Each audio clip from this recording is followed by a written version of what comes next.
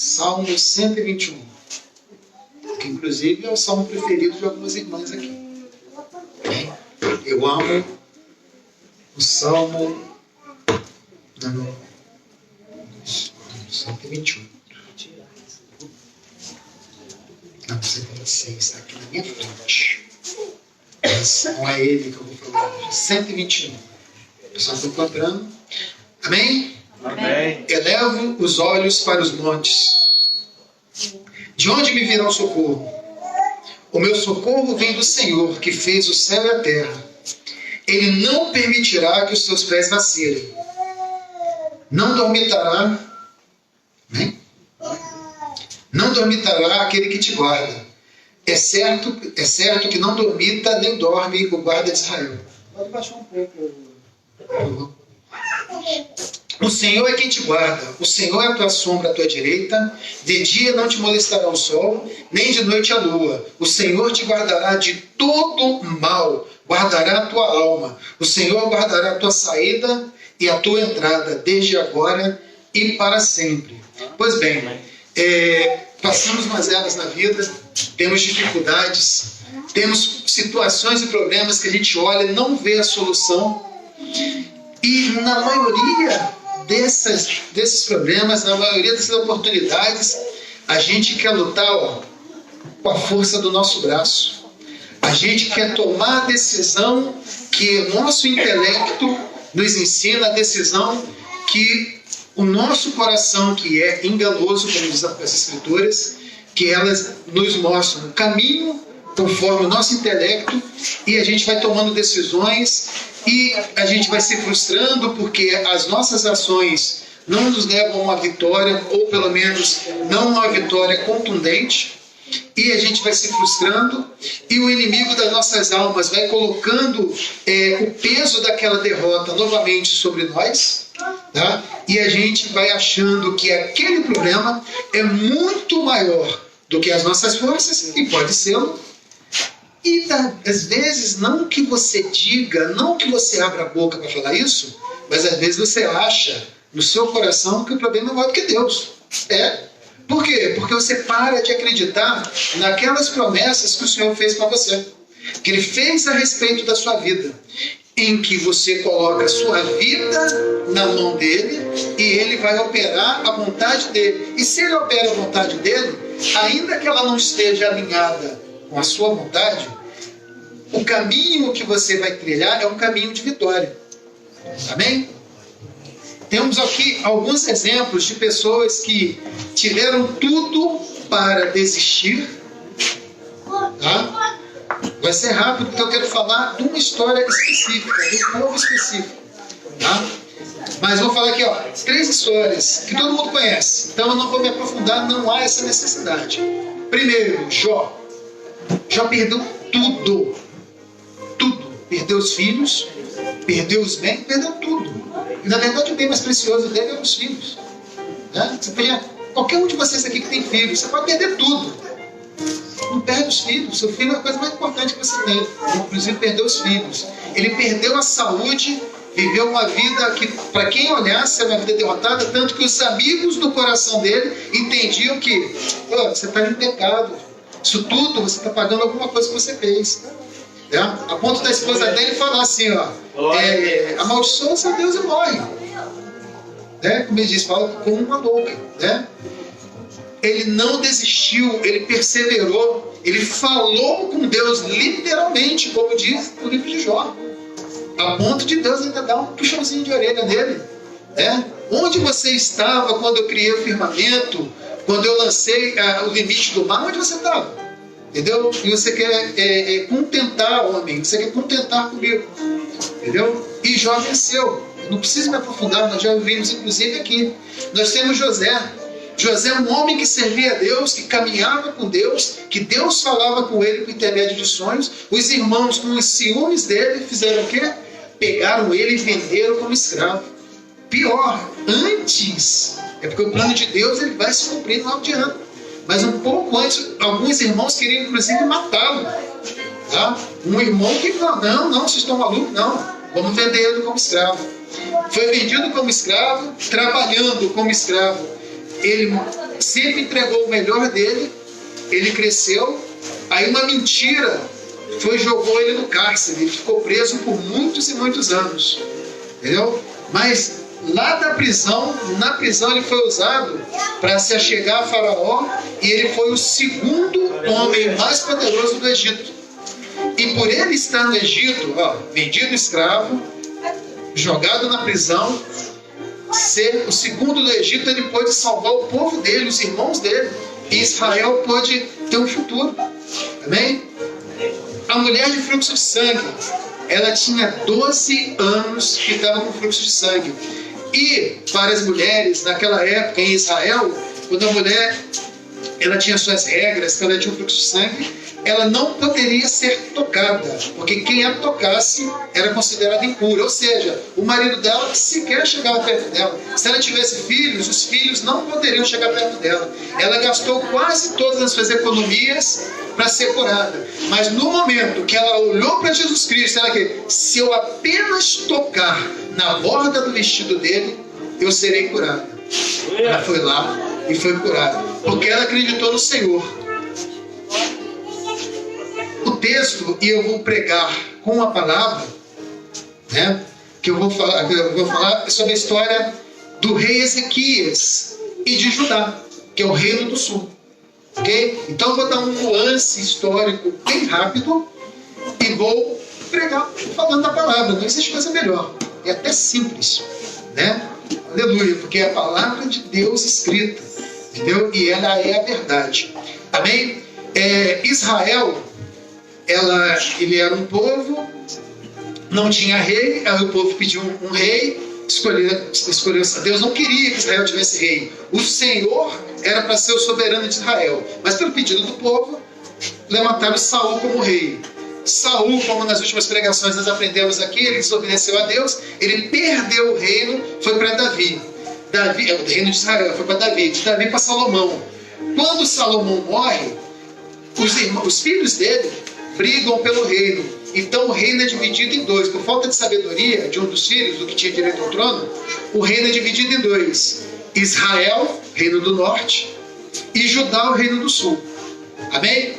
A palavra de Deus diz que Israel, o reino do norte, todos os reis em Israel, o reino do norte, eles fizeram o que era mal perante o Senhor. Ponto. O melhor rei, se você fazer uma pesquisa, foi o último rei que foi para o cativeiro. Quem levou Israel, reino do norte, para o cativeiro foi o rei da Síria. Foi no ano Assíria, não é Síria, tá, gente? Era Assíria. Era um reino daquela época. Em 722 a.C., ele foi, tomou Israel, tomou Samaria, prendeu todo mundo, dissipou, pegou todo o povo. É como se a gente pegasse toda essa comunidade aqui, e levasse para outro reino. Ok? E Israel deixou de ser um reino. Ficou apenas Judá. Inclusive Judá fez um acordo com a Síria para que ela não fosse tomada. E esse acordo vigorou por algum tempo. Só que esse acordo, Judá todo ano tinha que tirar um dinheiro, lógico que não é do bolso, tinha que tirar das riquezas do povo para pagar para o povo assírio. Amém? Consegue entender? Mais para frente nós tivemos o rei Ezequias. Se vocês se lembram, na última pregação do irmão Alves, ele fala sobre Ezequias, aquele que estava doente, que ele ia morrer, e aí ele ora ao Senhor e a saúde dele é restituída. Um pouco antes desse episódio, ele decide que nós não seremos mais escravos da Síria. E o rei da Síria se levanta contra Judá, e eles vão até Judá, eles tomam várias cidades, eles sitiam. Sitiar, gente, para quem já assistiu alguns filmes de guerra antiga, é quando um exército mais forte, ele cerca a cidade, mas ele não faz nada. Porque ele sabe que ele não precisa lutar. Porque se eu sitio a cidade, não entra comida ali naquela cidade, aquela cidade vai minguar, vai acabar os alimentos e aquele povo vai morrer ou vai se render. Ou vai dar um desespero, vai guerrear, mas não tem força para guerrear. Tá? E aqui nós vamos... Não precisam abrir, tá? Eu vou estar lendo para vocês. quando a cidade de Jerusalém ela está sitiada, e já se passam mais de 3 anos, e o povo já está preocupado, porque Senaqueribe, que era o rei da Síria, ele se levanta. O rei Ezequias, ele chama todo o povo, e ele, que é um rei que crê em Deus, ele é um rei, vocês têm que ler, olha só, para ficar para vocês, leiam quando vocês chegarem em casa, aproveitem, tá? Deixa eu ver se começa aqui no 30, o reinado de... Não, é mais. Em livro de Crônicas. Ó, para vocês verem onde começa. Leia sobre o rei Ezequias. Estabelece o culto, levita, a partir de 2 Crônicas 29. Fala sobre o reinado de Ezequias. É um homem que ele se preocupava em fazer a vontade de Deus, em cumprir os preceitos de Deus. Tá? Em que o povo, porque eu tinha um pensamento, eu li a palavra de Deus, aí eu vi assim: e o rei fulano de tal fez o que era bom perante os olhos de Deus. E aí tinha lá, e o rei fulano de tal fez o que era mal perante os olhos de Deus. Isso para o povo de Judá. O povo de Judá, os reis mudaram. O povo de Israel, né? E olha que eles tiveram, Israel, o reino do norte, que foi dissipado, eles tiveram os profetas mais incisivos, Eliseu, Elias, entendeu? Ageu, ok? E aí o que acontece? Ele chama esse povo que estava voltado para Deus, porque o povo não estava antes. Ele volta o povo para Deus, vocês vão ver isso daqui. E aí ele fala o seguinte: a Bíblia tira a página, mas a página é isso daqui. 2 Crônicas 32, 7. Palavra de Ezequias: sede fortes e corajosos, não temais, nem vos assusteis por causa do rei da Síria, nem por causa de toda a multidão que está com ele. Porque há conosco maior do que está com ele. Com ele está o braço de carne, mas conosco o Senhor nosso Deus, para nos ajudar e para guerrear as nossas guerras. Amém? Posso ouvir uma glória a Deus? Posso ouvir uma salva de palmas do Senhor? Com ele está o braço de carne. Com o seu problema está o braço de carne. Mas conosco, com você, está o Senhor nosso Deus, para ajudar a guerrear as nossas guerras. Amém? Agora nós vamos lá para Isaías 36. Não precisa abrir, deixa comigo. Deixa comigo.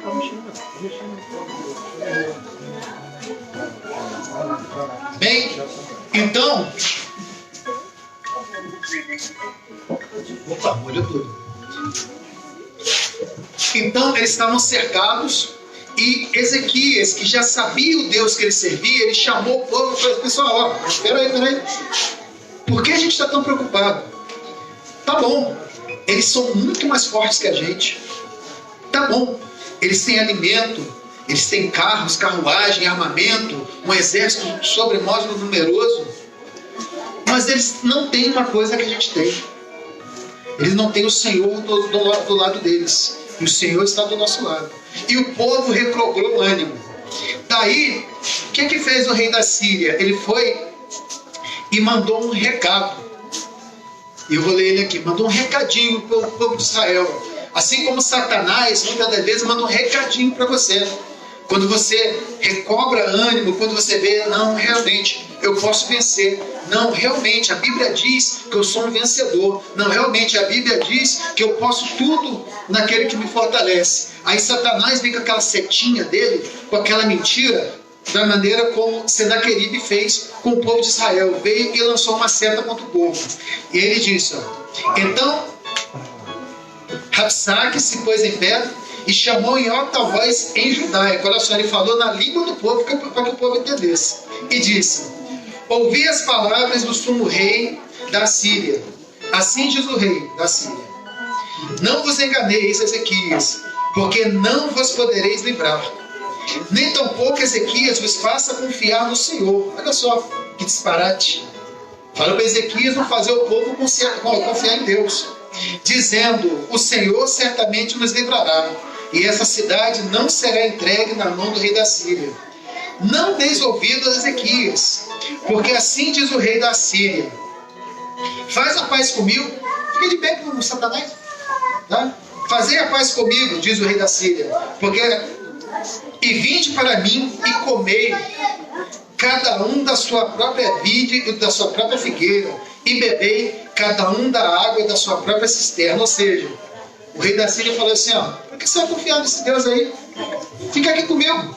Ó, olha só, se você ficar comigo, vai ficar tudo bem, eu vou guardar você. Só que depois, conforme está aqui na palavra, depois eu vou te mandar para uma outra terra, mas vai estar tudo bem também. Tá? Não é essa mentira que Satanás fala para o mundo? Não é essa mentira que Satanás está dizendo hoje em dia? Vive a sua vida como você quiser. Não existe inferno. O inferno é aqui. Não é essa uma das mentiras de Satanás? Ok? Ah, o seu problema que está aqui é o inferno que você está passando, depois vai ficar tudo bem. E aí você não se volta para Deus, você ouve a mentira de Satanás, e o que acontece? Você perde a sua vida. Todos perderemos esta vida. Você pode perder a sua vida eterna. Bem? Aí continua o rei. Até que eu venha e vos leve para uma terra como a vossa, terra de cereal e de vinho, terra de pão e vinho. Não vos enganeis, Ezequias, o seu rei, dizendo, o Senhor nos livrará. Aí olha só o que ele fala a respeito de Deus. Acaso os deuses das nações livraram cada um a sua terra das mãos do rei da Síria? Porque todos os reinos que a Síria guerreou, eles venceram. Todos, inclusive Israel, reino do norte. Inclusive Israel. E aí você vai pensar, mas peraí, o reino do norte, Israel, o Deus de lá não era o nosso Deus, o Senhor? Não.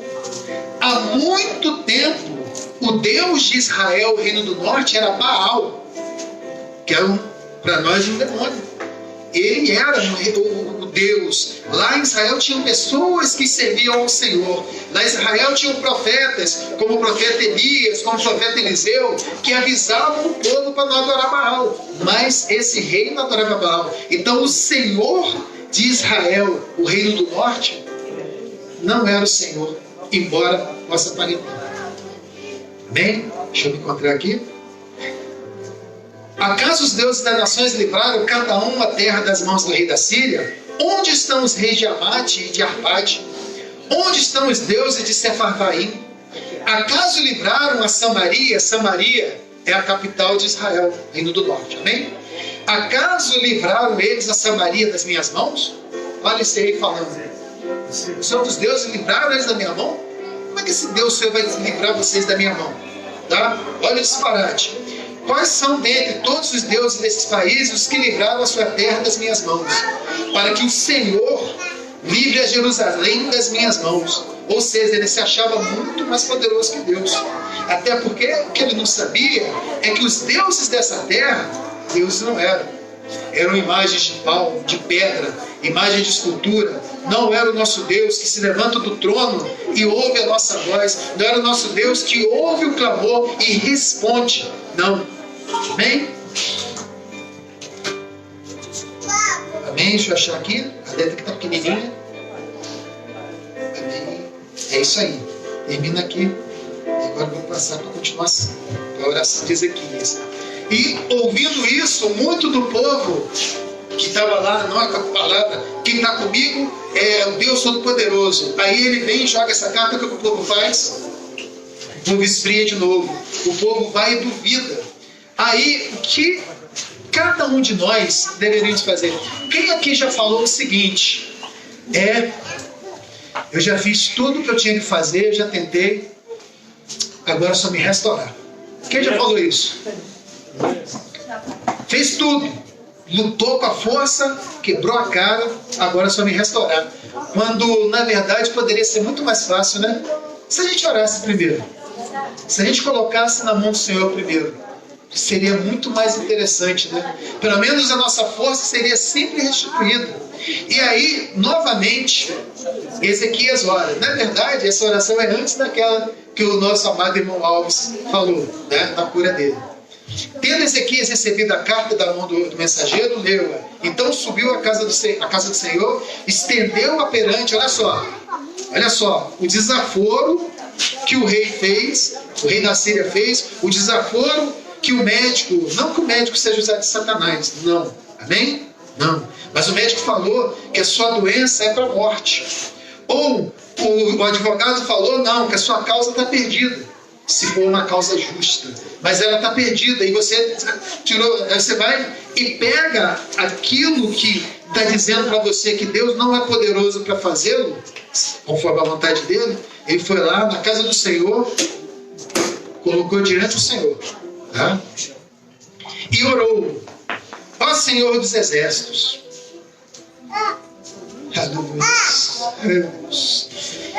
Deus de Israel, que estás entronizado acima dos querubins, tu somente é o Deus de todos os reinos da terra. Tu fizeste o céu e a terra. Inclina, ó Senhor, os ouvidos e ouve. Abre, Senhor, os olhos e vê. Ouve todas as palavras que Senaqueribe, as quais ele enviou para afrontar o Deus vivo.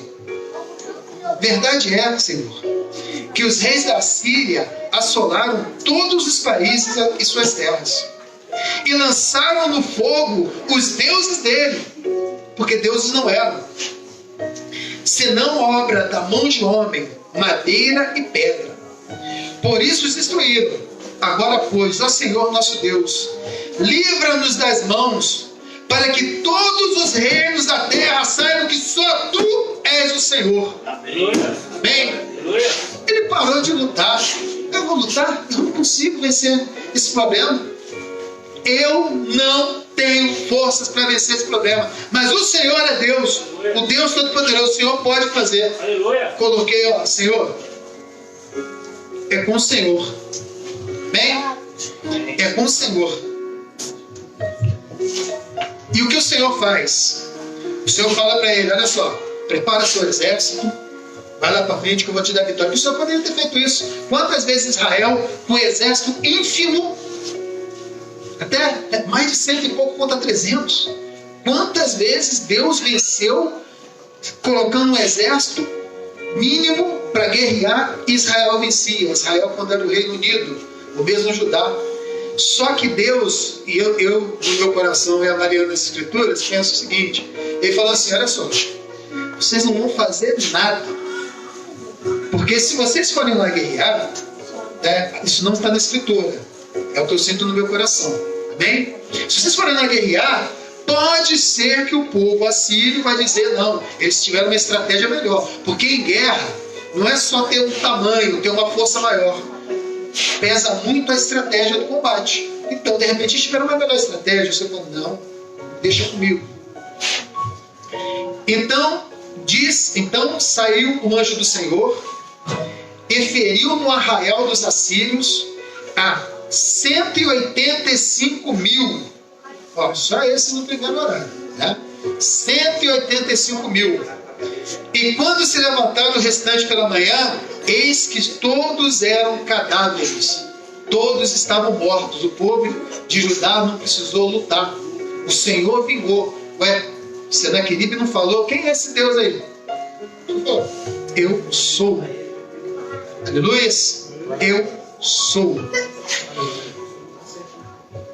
Retirou-se, pois, Senaqueribe, fugiu, rei da Síria, e se foi. Voltou e ficou em Nínive. Nínive é a capital lá da Síria, tá? Sucedeu que, estando ele a adorar na casa de Nisroque, o deus dele, Adrameleque e Sarezer, seus filhos, o feriram a espada e fugiram para a terra de Ararat. Amém? Se Deus é por nós,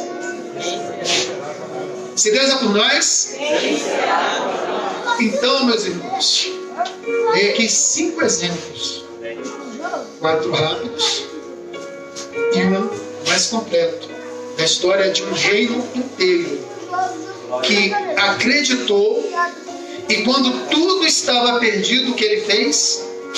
Bem, eu não tenho mais forças. Dobrou o joelho na casa do Senhor. Senhor, esta é a minha demanda, Deus, aleluia. Isso é o que eu preciso. Eu já lutei com as minhas forças. Não é verdade, Senhor? Eu não deveria ter lutado com as minhas forças. Eu deveria ter colocado na sua mão. Só que eu não sou sábio, eu sou um tolo. Como todos os homens, nós somos tolos. Amém? Colocou diante do Senhor. E o que o Senhor fez? O Senhor foi lá e respondeu e cumpriu a vontade dele na sua vida e glorificou o nome dele na sua vida. E você tem que entender o seguinte, eu não posso deixar de falar. A vitória que você pede a Deus e Ele vai te dar, ela não é para honrar você, para glorificar você, não. É para glorificar o nome dele na sua vida. Então, quando você observar e fizer um pedido para Deus, tem um pouco também do que foi falado no domingo. Não, foi na sexta-feira que o meu irmão amado aqui, o Ivan, falou que a gente pede mal. A gente pede e não consegue, a gente não conquista porque a gente pede mal. Então, quando você pedir para Deus, você observa se aquilo que Deus vai cumprir na sua vida glorifica o nome dele. Porque o que aconteceu em Israel e Judá abençoou de maneira grandiosa o povo, libertou o povo e o nome do Senhor foi glorificado. A sua vitória é para glorificar o nome de Deus.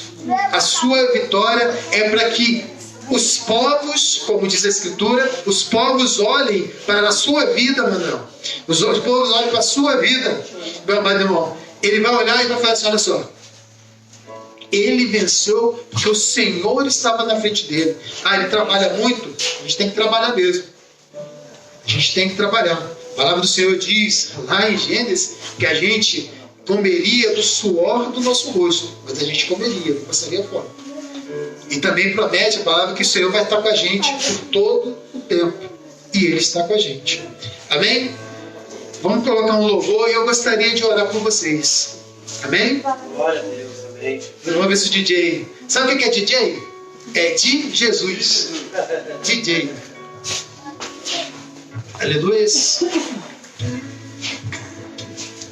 Meus irmãos, eu peço que vocês fechem os olhos e vocês já devem ter escutado esse louvor. Mas escuta de novo. Amém? Feche os olhos, presta atenção nessa letra. E eu vou orar daqui a pouco com vocês. Oh, aleluia, glória a Deus.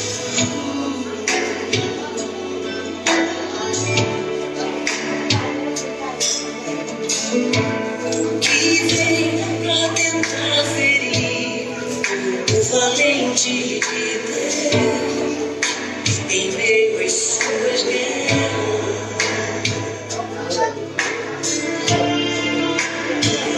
Que é capaz de fazer olhar pra trás e querer desistir. Que terrível arma é usada pra tentar paralisar sua fé. Cansaço, desânimo, logo após uma vitória, a mistura de um desgaste ou um contra-ataque do mal. A perda, o amor da traição, uma quebra de aliança que é a raiz da ingratidão. Se alguém está assim, preste muita atenção. Ouça o que vem do coração. Ouça o que vem do coração de Deus. Em tempos de guerra, nunca pare de lutar. Não baixe a guarda, nunca pare de lutar. Em tempos de guerra, nunca pare de adorar.